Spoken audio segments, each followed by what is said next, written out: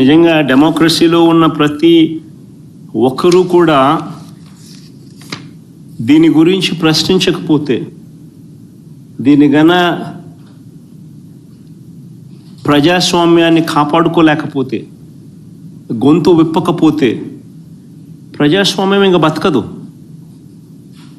అధికారంలో ఉన్న పార్టీ ఈ మాదిరిగా ఎన్నికలు నిర్వహిస్తే ఎన్నికలు అన్నది ఇంకా హాస్యాస్పదమే అవుతాయి. ఎన్నికలు పెట్టాల్సిన ఎన్నికలు ఇంకా ఏం జరపాల్సిన పనులా, ఇంకా మన ఇష్టం గుద్దుకోవడమే. కానీ ఎన్నిక అని చెప్పాల్సిన పని కూడా. రాష్ట్రంలో ముఖ్యమంత్రి స్థానంలో ఉన్న చంద్రబాబు నాయుడు గారు నిజంగా అందరికన్నా బాధ, అన్నిటికన్నా బాధ ఆయనతో చేతులు కలిపి అంటగాగుతా ఉన్న తన ఎల్లో మీడియా.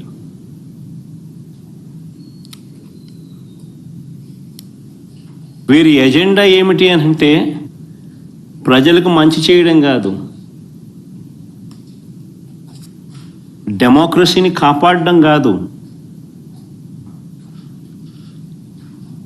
ప్రజలకు పాలకులు మోసం చేస్తే వాటిని ప్రశ్నించడం కాదు, దోచుకో పంచుకో తినుకోలో అందరూ భాగస్వాములు కావడం, ఇది వారి ఎజెండా.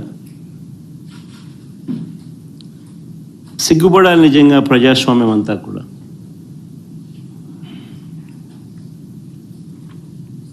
ఈరోజు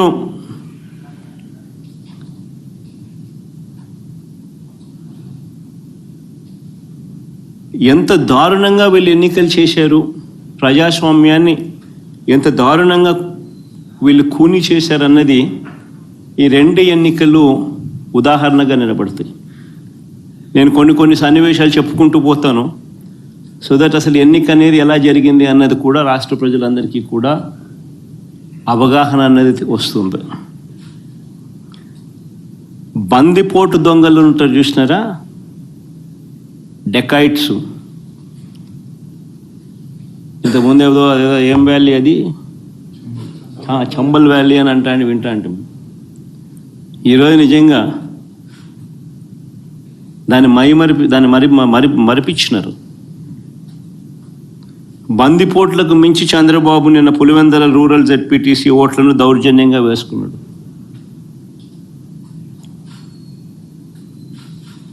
సాక్షాత్తు పోలీసులు దాన్ని దగ్గరుండి ప్రోత్సహించారు.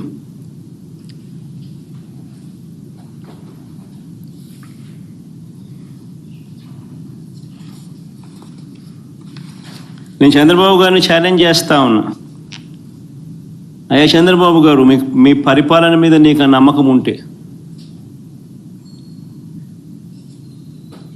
మీరు మంచి చేశారు ప్రజలకన్నా అన్న విశ్వాసం మీలో ఉంటే,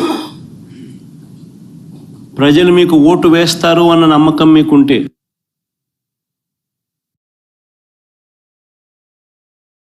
ప్రజాస్వామ్యబద్ధంగా సెంట్రల్ ఫోర్సెస్ను దింపండి. సెంట్రల్ ఫోర్సెస్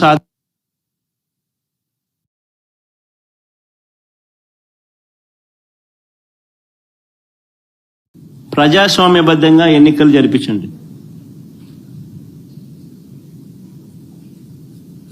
నీకు ఆ నమ్మకం లేదు కాబట్టి, మీరు ప్రజలకు చేసిన మంచి ఏది లేదు కాబట్టి, సూపర్ 6 సూపర్ 7 అన్నింటా మీరు మోసమే చేశారు కాబట్టి, మీ పాలన అంతా కూడా రాక్షస పాలన కాబట్టి, ప్రజలు మీకు ఓట్లేసే పరిస్థితి లేదు కాబట్టి ఇంత విచ్చలవిడిగా ప్రజాస్వామ్యాన్ని కూని చేస్తూ ఉన్నారు. నేను అడుగుతా ఉన్న చంద్రబాబు నాయుడు, ప్రతి బూతుకు సంబంధించిన వెబ్ కాస్టింగ్ను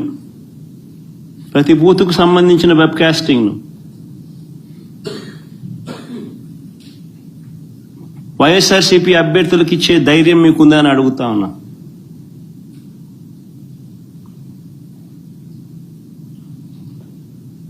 పోలింగ్ బూత్ ఆవరణల్లో సీసీ ఫుటేజ్ను ఇచ్చే ధైర్యం మీకుందా అని అడుగుతా ఉన్నా.